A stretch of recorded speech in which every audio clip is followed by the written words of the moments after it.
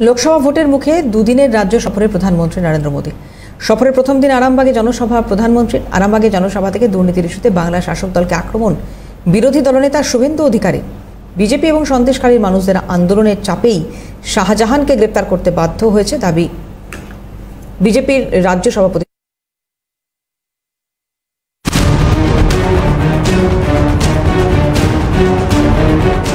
দরজায় কড়া নাড়ছে লোকসভা নির্বাচন। এই আবহে দুদিনের বঙ্গ সফরে প্রধানমন্ত্রী নরেন্দ্র মোদী। শুক্রবার সফরের প্রথম দিন হুগলির আরামবাগে একটি জনসভা করেন প্রধানমন্ত্রী।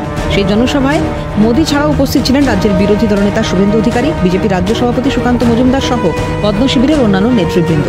জনসভায় বক্তব্য রাখতে গিয়ে ২১-এর ভোট পরবর্তী হিংসা নিয়ে সরব হন বিরোধী দলনেতা।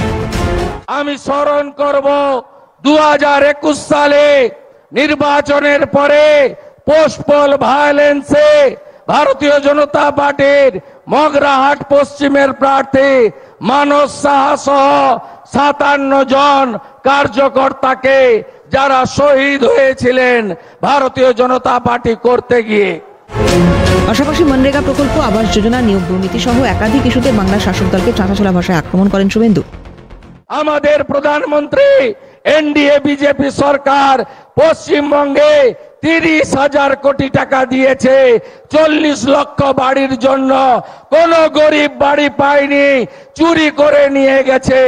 শিক্ষা দপ্তর জেলে, খাদ্য দপ্তর জেলে, প্রধানমন্ত্রী অন্ন সুরক্ষা যোজনা, চাল আর গম, এই বাকিবুর রহমান, জ্যোতিপ্রিয় মল্লিকরা, শাহজাহান শেখরা পাচার করেছে। বিচার চাই, বিচার চাই, বিচার চাই। তোলেন বকটুই ও সন্দেশখালী প্রসঙ্গ।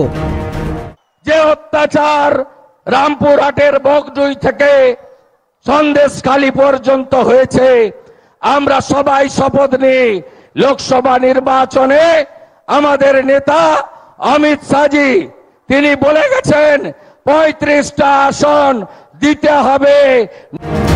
জনসভায় বক্তব্য রাখেন বিজেপি রাজ্য সভাপতি সুকান্ত মজুমদারও। তার দাবি, বিজেপি ও সন্দেশখালীর মানুষদের আন্দোলনের চাপেই শেখ শাহজাহানকে গ্রেপ্তার করতে বাধ্য হয়েছে রাজ্য পুলিশ। কেন বাধ্য হয়েছে বন্ধুগণ? বিজেপির আন্দোলন, সন্দেশখালীর মহিলাদের আন্দোলন, মা বোনেদের আন্দোলন। আর এই সময় মাননীয় প্রধানমন্ত্রী যেটা বলেন, আমি সেই কথা রিপিট করছি, এই সময় হ্যাঁ, সেই সময় হ্যাঁ। মহিলারা মুখ খুলুন, তৃণমূলের অত্যাচারীর বিরুদ্ধে ঝাঁটা ধরুন, অস্ত্র ধরুন, লড়াই করুন, তৃণমূলকে উৎখাত করে ফেলে দিন। পাশাপাশি তৃণমূল সরকারকে উৎখাতেরও ডাক দেন তিনি। একজন মহিলার হরণ হয়েছিল বলে আমরা রামায়ণ করেছিলাম। একজন মহিলাকে চুল ধরে টেনে এনে বস্ত্রহরণ করা হয়েছিল বলে এই ভারতবর্ষের বুকে মহাভারত হয়েছিল। আপনি তো কয়েকজন মহিলাকে আপনার ভাইয়েরা অত্যাচারিত করেছে। আপনার পতন অনিবার্য, কেউ আটকাতে পারবে না আপনার পতন, আপনার সরকার। শুক্রবার আরামবাগে জনসভা থেকে একাধিক ইস্যুতে রাজ্য সরকারের বিরুদ্ধে সুর চড়ান শুভেন্দু সুকান্ত জুটি। বিজেপি নেতাদের এই ঝোড়ো প্রচারে কপালে চিন্তার ভাঁজ শাসক দলের নেতাদের। এর সুফল আসন্ন লোকসভা ভোটে পড়ে কিনা সেটাই দেখার। ক্যামেরায় সন্দীপ পাল ও শুভজিৎ গায়নের সঙ্গে ইন্দ্রনীল ঘোষ ও প্রীতিশ বন্দ্যোপাধ্যায়ের রিপোর্ট, ক্যালকাটা নিউজ।